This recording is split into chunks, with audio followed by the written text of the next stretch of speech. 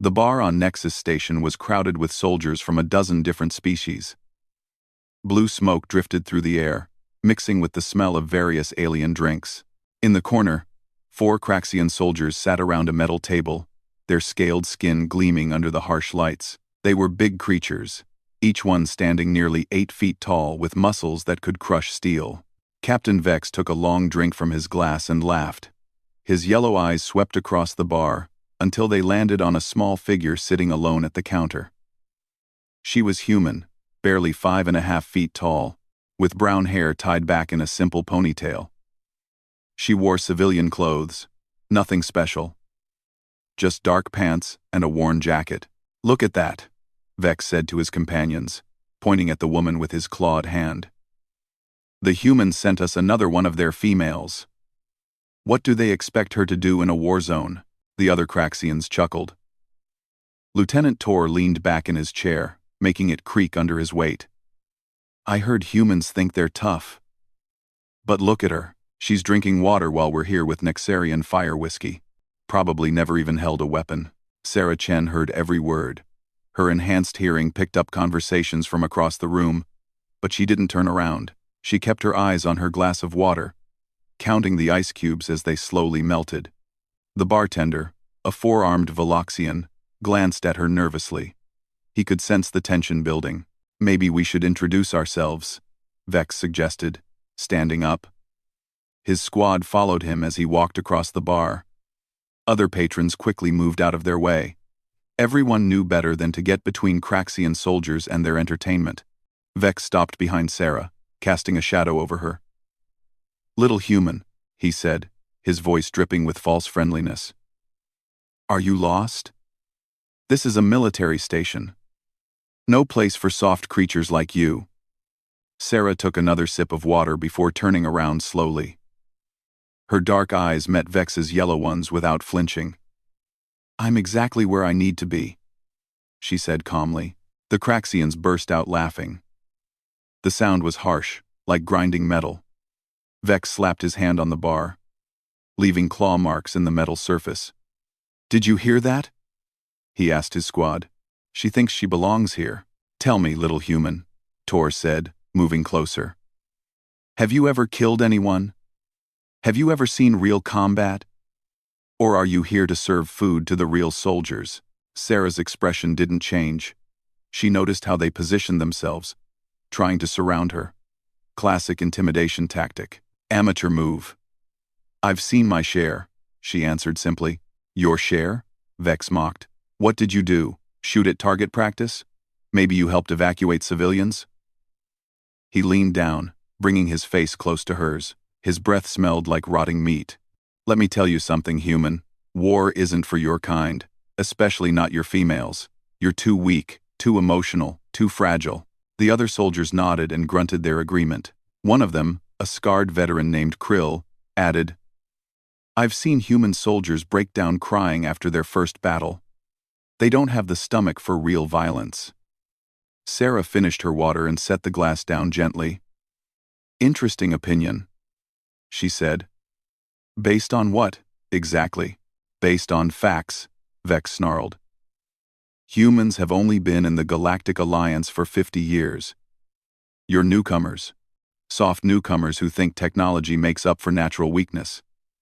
But when the Void Hunters attacked last month, where were the human forces? Hiding behind their ships, while we Craxians did the real fighting. We lost 40 good soldiers in that battle," Tor added. "Real soldiers. Not whatever you pretend to be." Sarah stood up slowly, and the Craxian stepped back instinctively. Even though she was much smaller, something in her movement made them wary. "The Void Hunter attack," she repeated. "Sector 7. I remember." "You remember?" Vex scoffed. "Were you watching from a safe bunker somewhere?" "No," Sarah said. "I was hunting." The word hung in the air like a threat. The bartender started polishing glasses faster. A nervous habit. Other patrons began finishing their drinks and heading for the exit. Krill laughed. But it sounded forced. "Hunting? What were you hunting, human? Local wildlife?" Sarah smiled, but it didn't reach her eyes. I was hunting the Void Hunter assassination squad that infiltrated the station. The one that killed your 40 soldiers. Sarah. The laughter died. Vex's eyes narrowed. That's impossible. No one even knew they were here until after. Until after they completed their mission. Sarah finished. Yes. That's what happens when you rely only on brute force. You miss the shadows. You're lying, Tor growled. Command said the assassins escaped. No one could track them through the ventilation systems. Command was wrong, Sarah said simply. I tracked them. I found them. And I dealt with them. Vex's hand moved to his sidearm. You expect us to believe a tiny human female took down a Void Hunter kill team? They're the deadliest assassins in the galaxy. Sarah shrugged. Believe what you want. But check the records. 3 days after your soldiers died, 6 Void Hunter bodies were found in maintenance shaft C7. Each one killed with a single precise strike. No energy weapons, no explosions, just clean, quiet, efficient death. The Craxians exchanged glances. They had heard about those bodies. Command had been baffled. The Void Hunters had been killed with primitive weapons, blades, and projectiles. Everyone assumed it was interfaction fighting among the assassins themselves. Even if that was you, Vex said, trying to regain control of the situation. It means nothing. You caught them by surprise. In a real fight, face to face, you wouldn't last 5 seconds. Sarah picked up her jacket from the bar stool. Maybe you're right, she said. Maybe I'm just a weak, emotional, fragile human female who doesn't belong here. The Craxians relaxed slightly, thinking they had won the argument. Vex grinned, showing rows of sharp teeth. Finally, some sense. Run along now, little human. Leave the fighting to real warriors. Sarah walked past them toward the door. Just before she reached it, she paused and looked back. One question, she said. Your squad is scheduled for patrol tomorrow in the asteroid field, right? Sector 12? Vex frowned. How did you know that? Krust. Lucky guess, Sarah said. Be careful out there. I heard rumors of Void Hunter activity in that area.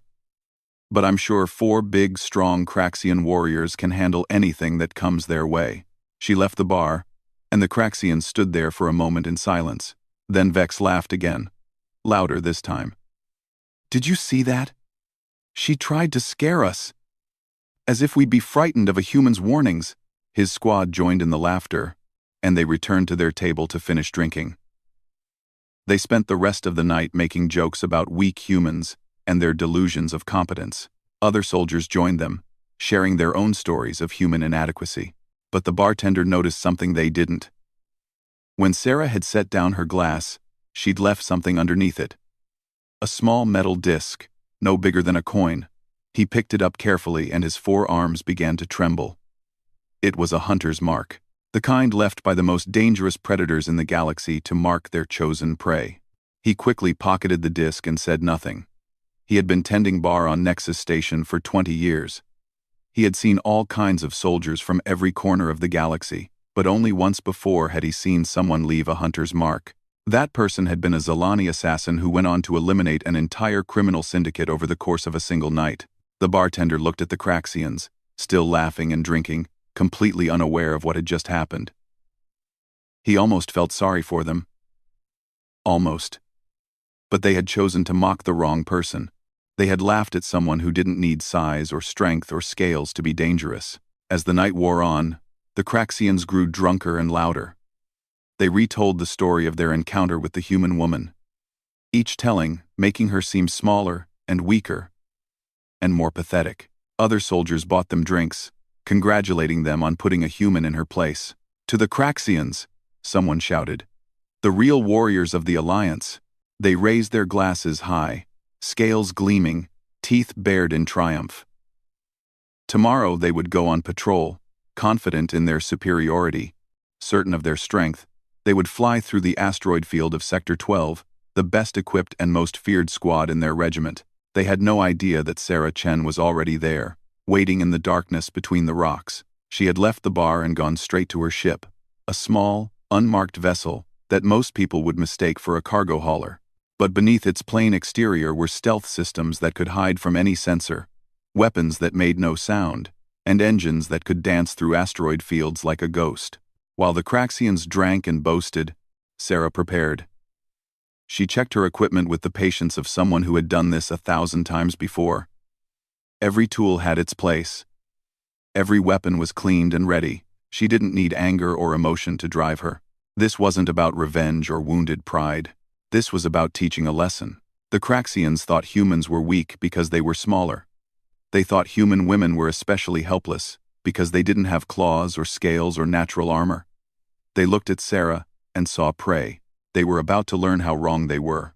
In the bar, Vex ordered another round, his laughter echoing off the metal walls. "To think," he said, "she actually believed she could threaten us. A human female. What's next? Will the Pufflings try to join the military?" His squad roared with laughter. Other species joined in, though some were more nervous than amused.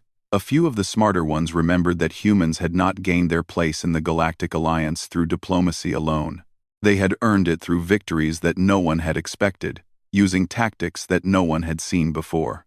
But the Craxians were too drunk on their own superiority to remember history. They had forgotten that on Earth, humans were not the strongest or fastest predators. They had survived and thrived through intelligence, endurance, and above all, the ability to hunt in ways their prey never expected. As the station's artificial night cycle began, the bar slowly emptied. The Craxians finally stumbled back to their quarters, still chuckling about their encounter. Vex fell onto his bunk, his head spinning from the alcohol. "Weak humans," he muttered before passing out. "Tomorrow will show everyone what real soldiers can do." In the darkness of Sector 12, Sarah finished her preparations. She had studied the patrol route, calculated the timing, and identified the perfect location. The asteroid field was a maze of floating rocks, some the size of buildings, others no bigger than a ground car. It was the perfect hunting ground for someone who knew how to use terrain to their advantage. She powered down all non-essential systems and settled in to wait. Patience was something the Craxians would never understand. They thought strength meant charging forward, crushing enemies with brute force. They measured power in muscle mass and weapon yield. But Sarah knew better. She had learned from the ancient hunters of Earth, from the persistence hunters who could track prey for days, from the ambush predators who struck from shadows. She had trained with human special forces who turned weakness into strength, who used enemy expectations against them. The Craxians had laughed at her. They had dismissed her as weak, emotional, and fragile. Tomorrow, in the silence between the asteroids, they would learn why humans had survived every predator Earth had thrown at them. They would discover why human women, despite being physically smaller than males, had been hunters and warriors throughout history. They would understand, in their final moments, why you should never underestimate a human who says they're hunting. Sarah closed her eyes and let her breathing slow. The hunt would begin soon, and when it was over, word would spread through the station, through the military, through the entire alliance. The message would be clear: never laugh at a human hunter, especially when she's already chosen you as prey. The patrol ship Thunderclaw cut through space towards Sector 12, its powerful engines leaving a trail of blue light. Inside the cockpit, Captain Vex nursed a headache from the previous night's drinking. His 3 squad members were in similar condition, but Craxian pride prevented them from showing weakness. Approaching the asteroid field, Tor announced from the navigation station. "Sensors show clear. No signs of Void Hunter activity." Vex grunted. "Of course not. That human was just trying to scare us." "Pathetic." He rubbed his scaled temples, trying to ease the pounding in his skull. "Set course through the standard patrol route. Let's make this quick." The asteroid field stretched before them like a frozen storm. Massive chunks of rock tumbled slowly through space, some containing valuable minerals that made this sector important to protect. The Thunderclaw was a heavy assault craft, built for firepower and durability. Its shields could withstand direct hits from most weapons, and its cannons could reduce smaller ships to atoms. Krill manned the weapons station, his scarred hands resting on the controls. "I almost wish something would happen," he muttered. "I could use a fight to clear my head." "Careful what you wish for," Tor joked. "That human female might jump out and attack us with her terrifying water glass." They all laughed, the sound harsh in the enclosed space. Vex engaged the autopilot and leaned back in his command chair. "Divide into standard patrol pattern. Tor, take us through grid 7. Krill, keep the weapons hot just in case. Drax, monitor communications." Drax, the youngest of the squad, nodded from his station. He was still learning, eager to prove himself to his veteran squadmates. "Yes, Captain. All channels clear so far." The Thunderclaw moved deeper into the asteroid field. The rocks grew denser here, forcing them to slow down and navigate more carefully. Ancient impacts had created a twisted maze of stone and metal, perfect for hiding smugglers or pirates. But the Craxians weren't worried. Their ship's sensors could detect any threat long before it became dangerous, or so they thought. Sarah's ship hung motionless in the shadow of a massive asteroid, all systems except life support powered down. She had been waiting for 3 hours, patient as a spider in its web. The modified stealth coating on her hull absorbed sensor pings, making her effectively invisible to standard detection systems. She watched through passive sensors as the Thunderclaw approached. Right on schedule. The Craxians were following standard patrol pattern Alpha 7. Just as she had predicted, military minds often fell into routines, especially when they felt safe. Sarah smiled. They felt safe because they were in a warship. They felt safe because they were Craxians. They felt safe because they couldn't imagine a single human in a small ship could pose any threat. She waited until they passed her position, then brought her systems online one by one. Not the engines, not yet. First, she activated a special device she had installed years ago, a gift from a Terran Black Ops program that officially didn't exist. The quantum interference generator sent out waves that would look like normal background radiation to most sensors, but these waves carried a very specific pattern. One that would gradually degrade the Thunderclaw's sensor resolution without triggering any alarms. It was like slowly dimming lights so gradually that the eye didn't notice until it was too dark to see. Inside the Thunderclaw, Drax frowned at his console. "Captain, I'm getting some strange readings." "Define strange," Vex said without looking up from his tactical display. "Just interference. Like static. But the sensors say everything's normal." Tor checked his own screens. "I'm not seeing anything. Probably just background radiation from the asteroids." "Some of these rocks are radioactive," Drax nodded, but something felt wrong. He had been trained to trust his instincts, but he was also the rookie. He didn't want to seem paranoid in front of his experienced squadmates. "You're probably right," he said, adjusting the sensors to compensate for what he assumed was natural interference. That was his first mistake. Sarah brought her engines online at 5% power. The modified thrusters made virtually no heat signature, no radiation spike. She began moving, using the asteroid field's natural rotation to mask her approach. Every pilot learned to fly in straight lines, to fight the chaotic movement of debris fields. Sarah had learned to dance with them. The Thunderclaw continued its patrol, oblivious to the predator stalking them. Vex was telling another story about a battle against pirates. Gesturing with his clawed hands, Krill was half listening, half dozing at his station. Tor was playing a game on a secondary screen, confident that the autopilot could handle the simple navigation. Only Drax remained alert, and even he was starting to relax. The static on his screens was getting worse, but all the diagnostic systems showed green. Must be his imagination. Sarah positioned herself carefully. The Thunderclaw would pass between 2 large asteroids in approximately 60 seconds. The gap was wide enough for the warship, but would limit their maneuvering options. In combat, you never wanted to limit your own movement. But the Craxians weren't thinking about combat. They were thinking about finishing their patrol and getting back to the station. She activated the second phase of her hunt. A small drone, no bigger than a Craxian's fist, detached from her ship. It had been painted to look like a chunk of asteroid debris. complete with micrometeor impact marks. The drone drifted toward the Thunderclaw's path, tumbling naturally. Inside the warship, proximity alarms chimed softly. Small debris ahead, Tor reported automatically, adjusting course to avoid. It was a minor adjustment, just a few degrees, but it put them exactly where Sarah wanted them.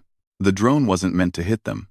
As the Thunderclaw passed by, the drone activated, not an explosion that would be too obvious. Instead, it released a cloud of metallic chaff, particles specifically designed to cling to shield generators and create microscopic fluctuations in the energy field. To the Craxians, it would feel like flying through dust, harmless. Their shields flickered for just a moment, recalibrating to deal with the minor irritation. That moment was all Sarah needed. She fired a single shot, not an energy weapon, those were too easy to detect and trace. This was a kinetic projectile, launched from a railgun that had been charging for the past hour. The projectile was tiny, needle-thin, designed to punch through shields during that millisecond of recalibration. It struck the Thunderclaw's primary sensor array. Inside, Drax's screens went dark. "Captain, primary sensors are offline." Vex spun in his chair. "What? How?" "I don't know. Everything just stopped." Drax's hands flew over his controls, switching to secondary systems. And, could be a malfunction," Tor suggested, though he was sitting up straight now. "Game forgotten. These old ships. The Thunderclaw is only 2 years old," Vex snarled. "Krill. Charge weapons. Drax.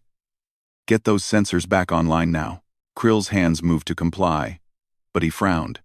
"Captain, weapons are responding slowly. It's like something's interfering with the targeting systems." The quantum interference that had been slowly building was now affecting multiple systems. Not enough to shut them down, just enough to make everything sluggish, unreliable, like trying to fight while drunk. "All stop," Vex ordered. "Shields to maximum. Someone's out there." They hung motionless between the asteroids, a warship suddenly feeling very vulnerable. The secondary sensors came online, but the resolution was poor. They could see the asteroids around them, but not much else. "Could be the Void Hunters," Drax said, voice tight with worry. "Or pirates," Tor added. "This is a standard ambush position." Vex stood, his hangover forgotten. "Or one very stupid human. All stations, combat alert. If anything moves, blast it." They waited, tense minutes ticking by. Nothing happened. No attack. No demands for surrender. Just silence and slowly tumbling rocks. "Maybe it really was a malfunction," Krill said eventually. That's when the lights went out. Emergency power kicked in immediately, bathing everything in red. But for 3 seconds, they had been in total darkness. 3 seconds of vulnerability. "What's happening?" Drax's voice cracked slightly. "EMP?" Tor guessed. "But our shields should have stopped." The lights came back on. Everything seemed normal. "Except, Captain," Krill said slowly. "My weapon station is locked out. Manual override isn't responding." Vex rushed to the console, pushing Krill aside. Sure enough, the weapons were offline. Not damaged, not destroyed, just locked, as if someone had inserted a virus into their systems during those 3 seconds of darkness. "This is impossible," Vex muttered. "Our cybersecurity is—" A soft chime interrupted him. On the main view screen, a message appeared. Just 2 words. "Found you." The Craxians looked at each other. Vex felt a cold sensation creeping up his spine, something he hadn't experienced in years. "Fear. Get us out of here," he ordered. "Full power to engines." Tor grabbed the controls, but the ship responded slowly. They began moving, picking up speed, heading for the edge of the asteroid field. But something was wrong. The navigation computer kept trying to adjust their course, pulling them back toward the denser parts of the field. "I can't override it," Tor reported, fighting with the controls. "It's like the ship wants to go deeper." Sarah watched them struggle, her fingers dancing over her own controls. She had spent years studying Craxian technology, learning its weaknesses. Their ships were powerful, but predictable. Their security systems were strong against brute force attacks but vulnerable to patient, subtle infiltration. She had not attacked their ship. She had taught it new behaviors, like training an animal. The Thunderclaw now responded to two masters, and Sarah's commands were taking priority.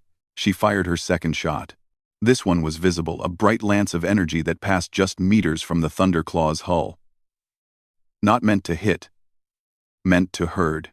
The Craxian's sluggish sensors registered the attack, and Tor instinctively jerked the ship away directly into the path Sarah had chosen. "Return fire!" Vex roared. "I can't." Krill slammed his fists on the dead console. "Weapons are completely locked." Another shot, this one even closer. The Thunderclaw dove between two asteroids, exactly where Sarah wanted them. The passage was narrow, forcing them to slow down. Perfect for the next phase. Sarah activated her third surprise. Charges she had placed on the asteroids hours ago detonated not large explosions, just enough to shift the rock's rotation. The passage began to close like a mouth. "Get us out," Vex commanded. Tor pushed the engines to full power. The Thunderclaw surged forward, scraping past the closing rocks with meters to spare. They burst out the other side, directly into Sarah's firing solution. This time, she didn't miss. The kinetic round punched through their weakened shields and struck the primary engine coupling. Not enough damage to destroy the ship, but enough to cripple it. The Thunderclaw spun wildly, out of control, stabilizers failing. Tor fought to regain control. "We're losing altitude." There was no altitude in space, but old habits died hard. The Thunderclaw tumbled toward a massive asteroid. Its surface pocked with craters and sharp ridges. "Brace for impact!" Vex shouted. They hit hard. The shields absorbed most of the impact, but the crew was thrown around like dolls. Krill's head struck his console, leaving him dazed. Drax's arm bent at an unnatural angle. Only Vex and Tor remained fully conscious, though both were bleeding from various cuts. The Thunderclaw lay crippled on the asteroid's surface, half buried in regolith. Emergency beacons activated automatically, sending distress calls that would take hours to reach the nearest Alliance base. Vex pulled himself upright, spitting blood. "Damage report. Engines are gone," Tor said, checking his still-functioning displays. "Weapons still locked, shields at 10% and falling. Life support is stable, but..." He trailed off. "But we're not going anywhere," Vex finished. He helped Drax set his broken arm, then checked on Krill. The veteran was conscious but groggy. "Everyone into emergency suits. Whoever did this might try to board us." They struggled into their combat suits, designed to let Craxians fight in any environment. Vex grabbed a plasma rifle from the emergency locker. At least these weapons weren't connected to the ship's compromised systems. "I'll take point," he said. "Tor, watch our six. Drax, Krill, stay in the middle. We move to the emergency shelter on this rock. Call for backup. And wait." "Captain," Drax said quietly. "What if it's her? The human from the bar?" Vex wanted to deny it, to laugh at the absurd suggestion, but the precision of the attack, the patience, the way they had been herded like animals. "It doesn't matter who it is. We're Craxian warriors. We don't run from one enemy." They cycled through the airlock onto the asteroid's surface. The low gravity made movement tricky, but their suits compensated. The emergency shelter was only a kilometer away, a standard Alliance structure designed to protect shipwreck survivors. They moved in formation, weapons ready. The asteroid's surface was a maze of shadows and strange rock formations. Every boulder could hide an enemy. Every crater could be a trap. They made it halfway before Sarah revealed herself. She stood on a ridge above them, silhouetted against the stars. She wore a slim environmental suit, not the bulky combat armor they expected. In her hands was a long rifle, an ancient-looking thing that seemed almost primitive compared to their plasma weapons. "Captain Vex," her voice came through their comm systems, calm and clear. "I believe you said I wouldn't last 5 seconds in a real fight." Vex raised his plasma rifle. "You've made a mistake," human. Show yourself and face us properly. I am facing you, Sarah replied. You're looking right at me. Take your shot. Vex fired without hesitation. The plasma bolt sizzled through space and hit nothing. Sarah had moved the instant he pulled the trigger, faster than seemed possible in an environmental suit. She appeared on another ridge, 50 meters to their left. How? Tor breathed. You rely on your technology, Sarah said, walking along the ridge like it was a casual stroll. Your targeting systems. Your auto-aim. Your predictive algorithms. But what happens when those systems are feeding you false data? She was right. Vex realized their suit's targeting systems were showing her in one place, while she was actually in another. The same quantum interference that had crippled their ship was affecting their personal equipment. Manual targeting, he ordered. Use your eyes, not your sensors. They fired again, trying to track her by sight alone. But Sarah moved like water, flowing from cover to cover. And she wasn't just evading, she was positioning them. Krill stepped backward to get a better angle and triggered a buried charge. The explosion wasn't meant to kill, just to disorient. He stumbled, his rifle flying from his hands. Sarah's shot took him in the leg, a precise hit that penetrated his armor's joint seal. He went down screaming, Krill! Drax tried to help his squadmate, but had to dive for cover as Sarah's rifle cracked again. The shot sparked off a rock inches from his head. They were being hunted. Not fought, hunted. There was a difference, Vex realized with growing horror. In a fight, opponents faced each other with honor. In a hunt, only one side was predator. Fall back to the ship, he ordered. But Tor was already running, panic overriding training. He bounded across the low-gravity terrain in desperate leaps. Sarah tracked him like a hunter tracking fleeing prey. Her shot caught him mid-leap, spinning him around.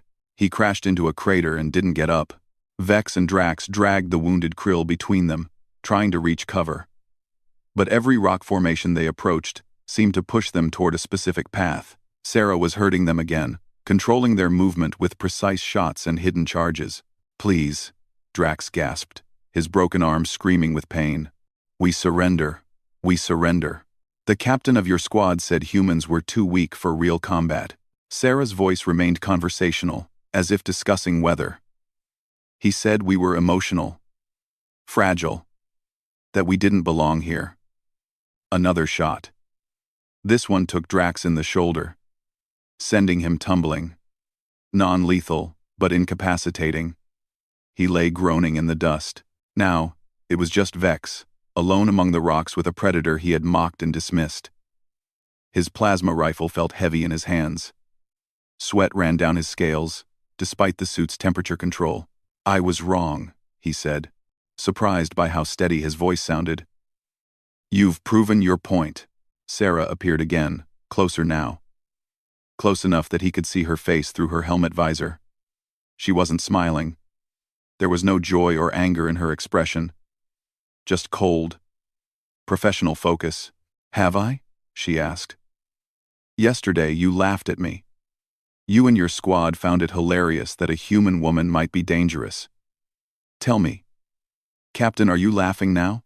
Vex raised his rifle one more time. He was Craxian. He would not beg. Sarah moved faster than his finger could squeeze the trigger. The ancient rifle in her hand spoke once. Vex felt the impact, then nothing as his suit's medical systems flooded him with sedatives. He fell to his knees, then forward into the dust. As consciousness faded, he heard her walking closer, her footsteps soft in the low gravity. For the record, Sarah said quietly, I gave you more chances than you deserved. The Void Hunters I tracked down didn't get warnings. They didn't see me coming, but you needed to understand the lesson before the end. The last thing Vex saw before darkness claimed him was Sarah Chen standing over him. No longer the small, dismissible human woman from the bar. She was what humans had always been.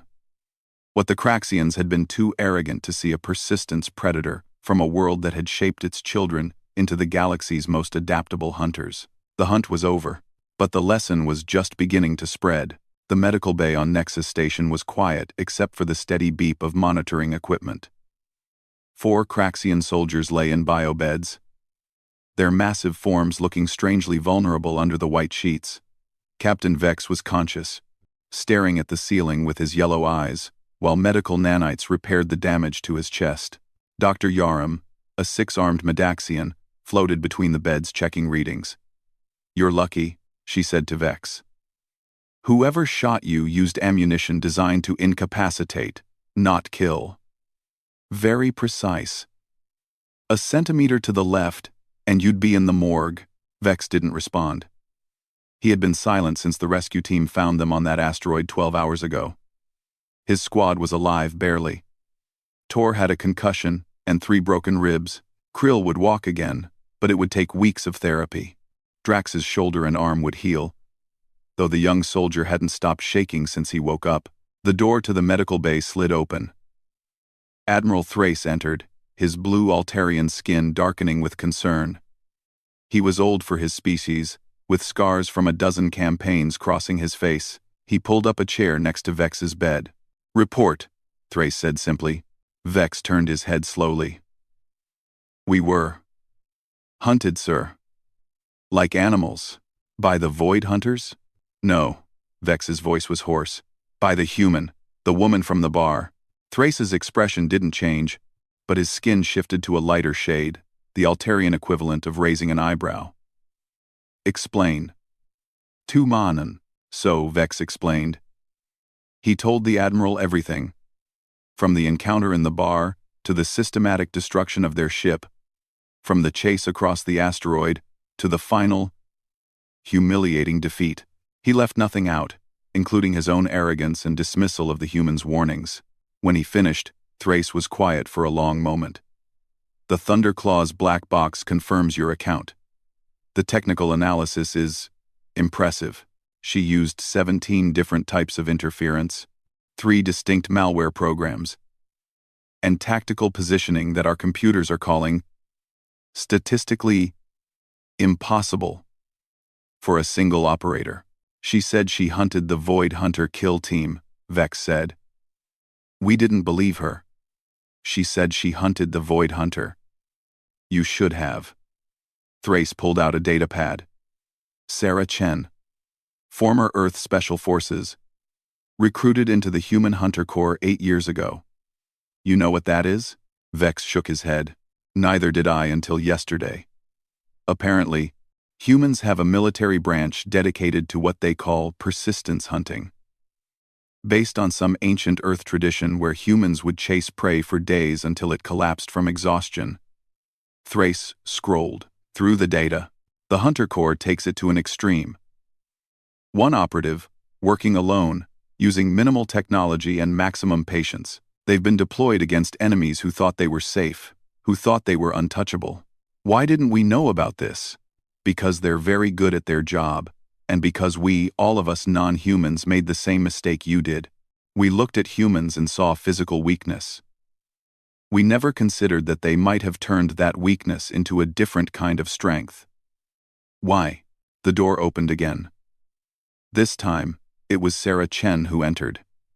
She wore simple civilian clothes, her hands empty, her expression neutral. Drax made a frightened sound and tried to shrink into his bed. Krill's hand moved instinctively for a weapon that wasn't there. "Admiral," Sarah nodded respectfully. Then she turned to the Craxians.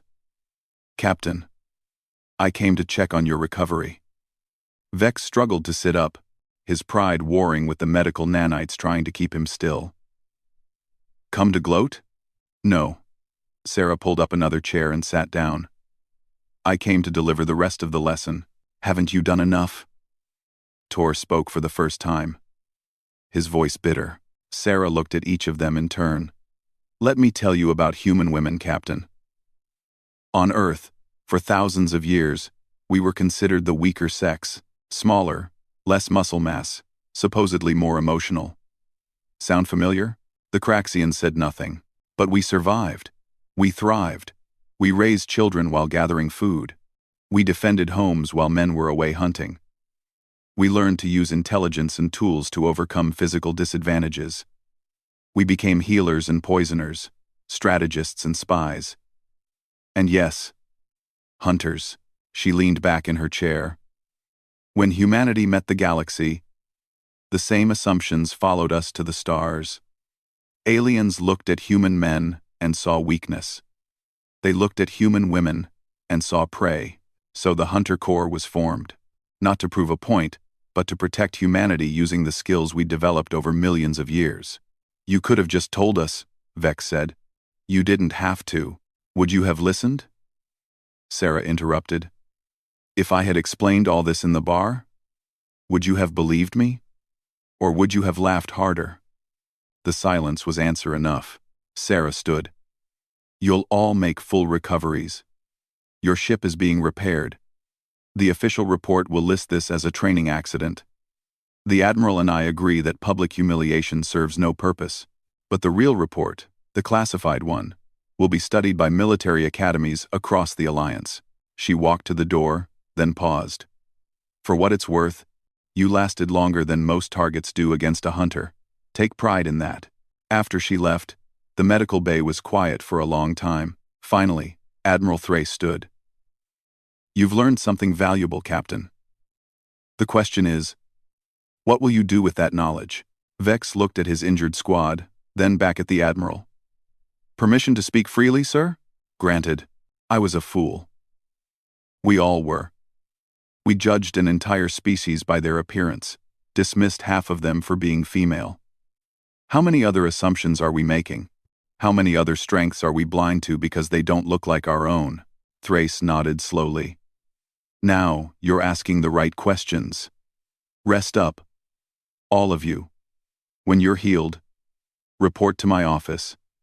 I have a new assignment for your squad.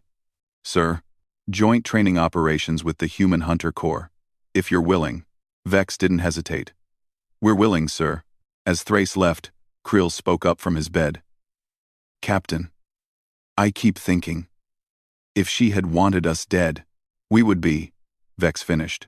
4 of the Alliance's best soldiers, taken down by one human woman with patience and planning. The galaxy needs to know. 2. But the Admiral said the report would be classified, Drax pointed out.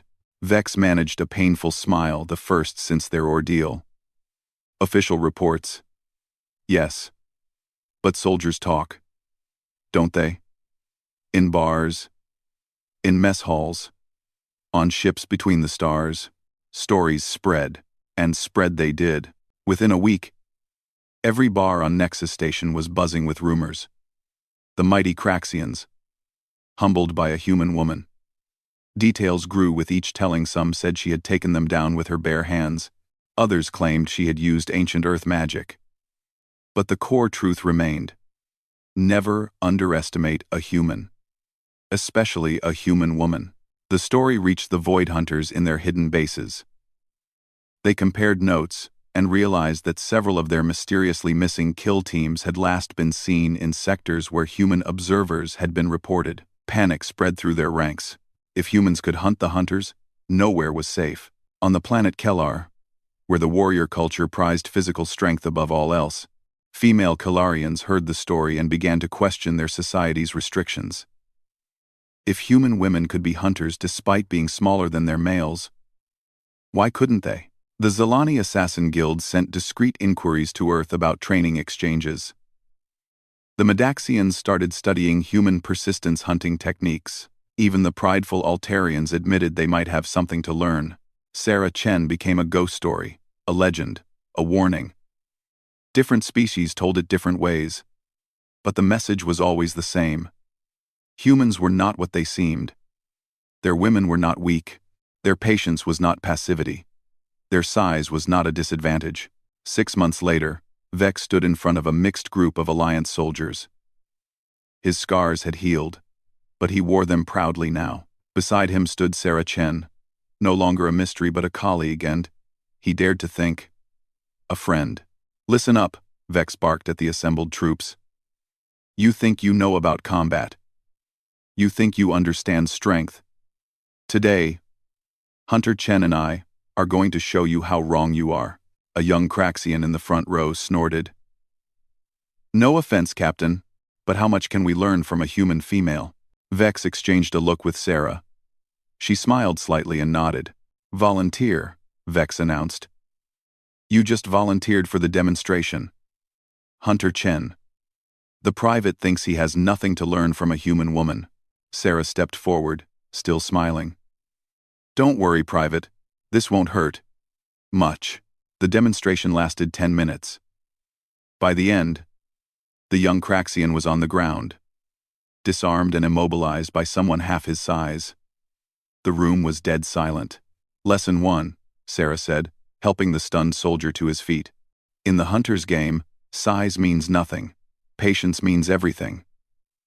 Now, who wants to learn? Every hand in the room went up. Later, in the station's new quiet bar, the old one had become too rowdy with soldiers seeking stories. Vex and Sarah shared a drink. She had water, as always. He had learned to appreciate it. Do you think they really understand? Sarah asked. Or are they just afraid now? Fear can be the beginning of wisdom, Vex replied. I was afraid on that asteroid, terrified. But it opened my eyes, made me see what I had been blind to. And what's that? Vex considered his words carefully. That strength comes in many forms. That every species, every gender, every individual has capabilities we might not expect. That the galaxy is far more complex and dangerous and wonderful than any of us imagined. Sarah raised her glass. To complexity, to humility, Vex countered. They drank, comfortable in the silence that followed. Around them, the station bustled with activity. Ships came and went, carrying the story further into space. On a dozen worlds, military doctrines were being rewritten. On 100 more, young females of various species were demanding access to warrior training previously denied to them. The human hunter corps remained small, selective, but its reputation grew enormous. Pirates and criminals added humans to the list of species not to antagonize. The void hunters retreated deeper into their hidden bases, jumping at shadows that might hide patient human eyes. And in bars across the galaxy, soldiers still told the story. How 4 Craxian warriors had laughed at a human woman. How she had warned them, and they hadn't listened.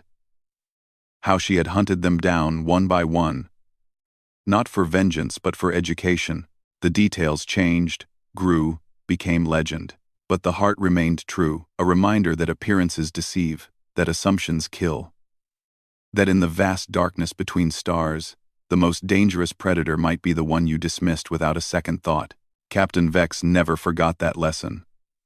He wore it in his scars, carried it in his changed perspective, shared it with every soldier he trained. When young warriors boasted of their strength, he would tell them about Sarah Chen. When they dismissed an enemy as weak, he would remind them of the asteroid field. Years later, when the Alliance faced its greatest threat, an invasion by creatures from beyond the galactic rim, it was the human hunters who found the enemy's weakness. Not through strength or firepower, but through patience, observation, and the willingness to be underestimated. The invasion was repelled, the galaxy saved, and once again humans proved that they were far more than they appeared. But that's another story, one that begins in a bar where a soldier meets a human and makes the mistake of laughing. Because in this vast universe of infinite diversity, the greatest danger is not the enemy you fear, it's the one you dismiss. Just ask the Craxians who laughed at a human woman, right up until she began to hunt.